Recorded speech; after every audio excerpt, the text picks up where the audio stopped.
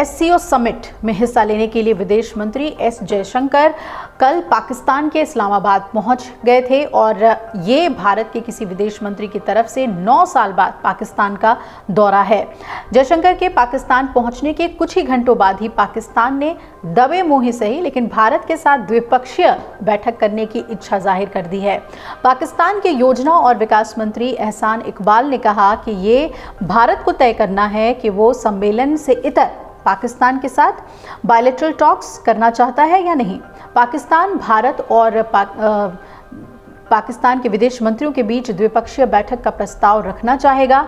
इस सवाल का जवाब देते हुए पाकिस्तान के मंत्री एहसान इकबाल ने कहा कि एससीओ बैठक में के मेज़बान के रूप में इस्लामाबाद वही करेगा जो मेहमान चाहेंगे, यानी कि भारत जो चाहेगा। हम प्रस्ताव नहीं दे सकते, हमें मेहमानों के मुताबिक चलना होगा। अगर मेहमान द्विपक्षीय बैठक चाहते हैं तो हम निश्चित रूप से बहुत खुश होंगे। एहसान इकबाल ने आगे ये भी कहा कि बतौर मेज़बान हम वास्तव में किसी पर भी दबाव नहीं डाल सकते हैं कि वो द्विपक्षीय बैठक चाहते हैं या नहीं चाहते। आपको बता दें कि इससे पहले भारत और पाकिस्तान दोनों ही एससीओ सम्मेलन से इतर किसी भी बैठक से इनकार कर चुके हैं।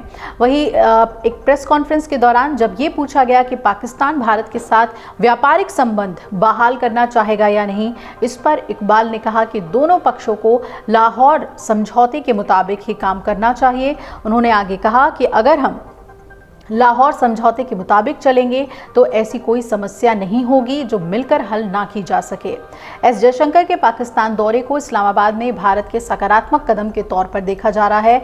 पाकिस्तान इस साल 15 और 16 अक्टूबर को एससीओ समिट का आयोजन कर रहा है और विदेश मंत्री एस जयशंकर का पाकिस्तान में रेड कारपेट पर स्वागत हुआ। खास बात यह है कि बीते 9 सालों में कश्मीर और सीमा पार आतंकवाद के मुद्दे को लेकर दोनों देशों के रिश्ते ठंडे बस्ते में रहे। ऐसे में किसी भी भारतीय मंत्री की तरफ से पाकिस्तान का दौरा दूर की कौड़ी ही रहा। आपको बता दें कि पाकिस्तान जाने वाली आखिरी विदेश मंत्री सुषमा स्वराज रही थीं। वो 2015 के दिसंबर में अफगानिस्तान पर एक कॉन्फ्रेंस में हिस्सा लेने के लिए इस्लामाबाद पहुंची थी।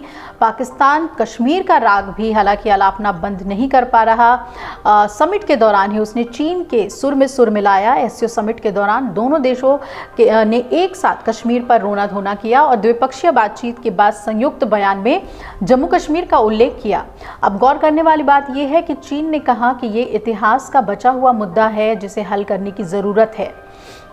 उच्च स्तरीय अंतर्राष्ट्रीय सहयोग को मजबूत करने के नाम पर कहा गया कि दोनों पक्षों ने दक्षिण एशिया में शांति और स्थिरता बनाए रखने के महत्व और सभी लंबित विवादों के समाधान की ज़रूरत के साथ ही किसी भी एक तरफा कार्रवाई के विरोध की पुष्टि की। चीनी पक्ष ने आतंकवाद से निपटने में पाकिस्तान के निरंतर प्रयासों और ज़बरदस्त बलिदानों और अंतर्राष्ट्रीय शांति और सुरक्षा बनाए रखने में उसके योगदान की भी सराहना की। अब देखना है कि पाकिस्तान जो दबे मुंह ये कह रहा है कि वो भारत के साथ द्विपक्षीय बातचीत करना चाहता है, लेकिन आतंकवाद के खिलाफ कितने मजबूत कदम उठाता है उसी पर निर्भर करेगा कि भारत उससे बातचीत करना चाहेगा या नहीं। अगर आप ये वीडियो YouTube पर देख रहे हैं तो हमारे चैनल को सब्सक्राइब कर बेल आइकन दबाएं और Facebook पर देख रहे हैं तो हमारे पेज को लाइक करें। 8 मिलियन प्लस सब्सक्राइबर, आपके इस भरोसे के लिए बहुत धन्यवाद।